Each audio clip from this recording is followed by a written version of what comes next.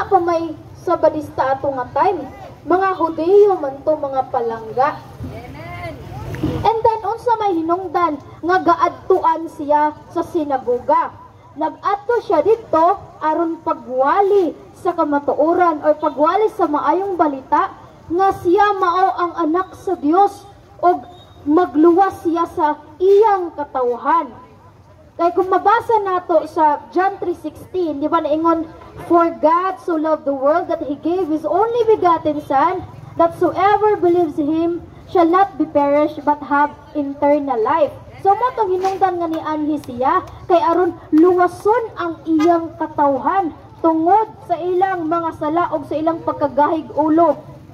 Aron mahiusa sila pagbalik ngadto sa Dios. And then sa laing paagi, miadto usab siya sa sinagoga, dili lang pagwali, kundi pagtambal ni atong mga nasakit o pagpagawas ni atong mga nayawaan nga mga tigsimbag Sabado.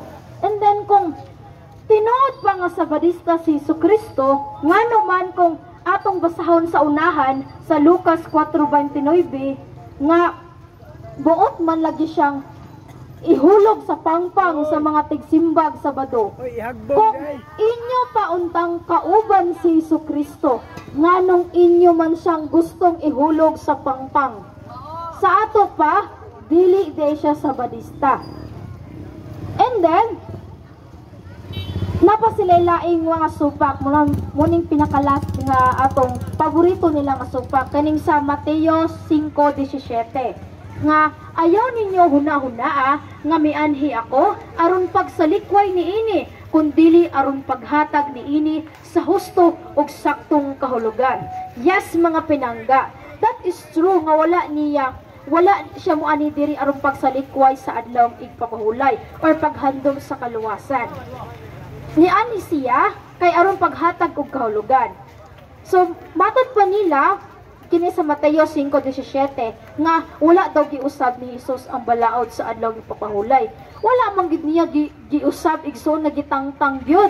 Apan naay pagsugo sa Ginoo nga kini gitagna na nga gipahunong ang maong adlaw sa paghandom. Ngano man gipahunong kining adlaw sa paghandom? Kay sa Oseas 2:11 wala gyud bisag isa nga nakatuman mga palangga. Walay bisan isa nga katawhan sa Dios nga nagtuman niini ngani ang sulod sa sinagoga o sa templo ang mga tigsimbag Sabado nag-abuso ug nagdaog-daog ug nanikas sa adlawng igpapahulay. And then mabasa kini sa Amos kapitulo 8 bersikulo 5. And then, naitabo pagani kini bisan sa panahon nga nagsugod na ang ministeryo ni Jesucristo sa Juan 2:13-22. Katong time magipang sambuyag ni Kristo ang mga lamisa tungod sa mga namaligya sulod sa templo. And then, wala gyud bisag isa nakatuman mga palangga. Bisan ang kaliwatan sa mga tigsimbag Sabado, wala gyud bisag isa nakatuman. Nehemias 3:18, Ezekiel 20:13, and then sobra kayo ka strikto ang ilang balaod mga palangga. Kay sa Exodus 16:23, kinahanglan nga ang imong kanon sa Sabado nga maong adlaw ipapahulay sa mga Hudyo kana lutuon na nimo daan sa Biyernes. Unya musugot lugar ka mga palangga nga mukaon kag hilaw or mukaon kag daot or panos na nga dili baya ta pwede nga magbuhat og laing buhat kaysa matod pa sa balaod sa mga tigsimbag Sabado kaning magbuhat og buluhaton sa adlawng Sabado patayon ngani sa Exodo 35:3 or sa Exodo 31:15 katong nitrabaho lang sa adlawng ipapahulay gipatay nya katong nangahoy lang nakit-an gibato nya gipatay.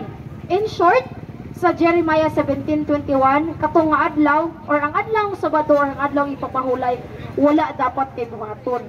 Unya, sugot lugar mo ani nga magsunod mo sa balaod ni mga tigsimbag Sabado ni atong panahon na nga sobra man kay strikto, wala nay gugma.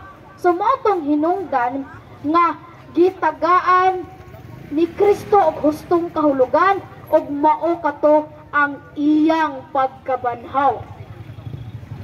Colosas 2:16-17.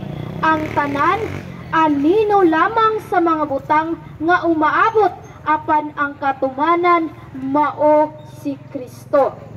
Motong hinungdan mga higala, si Kristo ang katumanan og ang katumanan ni adtong paghatag og hustong kahulugan. Kay kung si Josue nakahatag pa kanila og pahulay, dili na unta ang Dios maghisgot pa og laing adlaw. So kung si Josue naghatag unta siya og kanang maayo nga pagpahulay or sa paghandom sa kaluwasan ni sa Hebreo 4:8-9, dili na unta ang Dios maghisgot pa og laing adlaw o kuning mo gitawag nga Lord's Day. So nganong Domingo man ang adlaw sa pagsimba sa mga Kristiyano niadtong mga panahon. Nganong Domingo man ang ilang paghandom sa kaluwasan. Tungod kini kay si Kristo nabanhaw man sa adlawng Domingo. Ang adlaw kun asa nalingkawas kita sa sala. Ang adlaw sa hingpit nga kaluwasan. Juan 20:1, nabanhaw sa unang adlaw sa semana nga mao ang Domingo sa ilang kalendar before. So, kay kung sa 1 Korinto 15:14, kung wala pa banhawa si Jesus, kawang lamang ang among giwali ug kawang usab ang inyong pagtuo. Sa ato pa kung wala day nabanhaw si Kristo, walay kapuslanan ang pagwali sa kaluwasan nga mao ang gihatag ni Kristo. Ngani bisan ang mga apostoles sa buhat sa Mateo 28:16-18, Domingo man sila nagsimba ng Kristo, dili man adlawng Sabado.